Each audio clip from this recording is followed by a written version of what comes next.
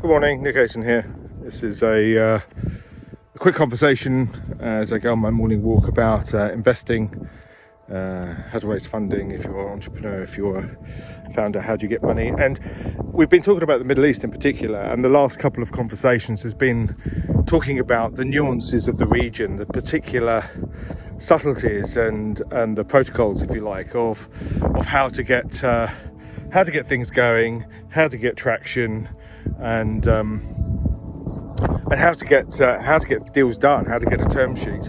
And my experience of the Middle East is that you can get term sheets, and they are quite happy to issue term sheets, and rather rapidly actually, if you strike the right balance between building the empathetic trust by positioning the proposition correctly without overselling. But here's the sort of like the golden ticket, really, if you like, that the last thing any region around the world and any family is always passionate towards, and committed towards their country, and so therefore when you're getting your proposition across, you have to think about what it means to the country, to the region.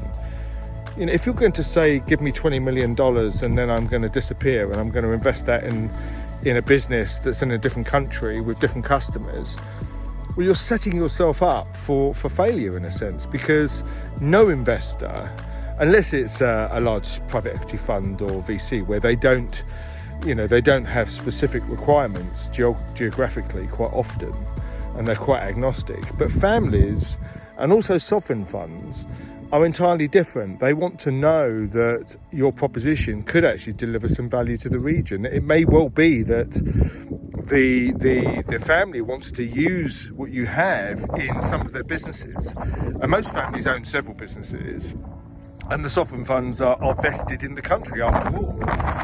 So it's important, when you get the point across about how marvellous your product or services is, you've got to make the point to say, this is what it can mean to your region.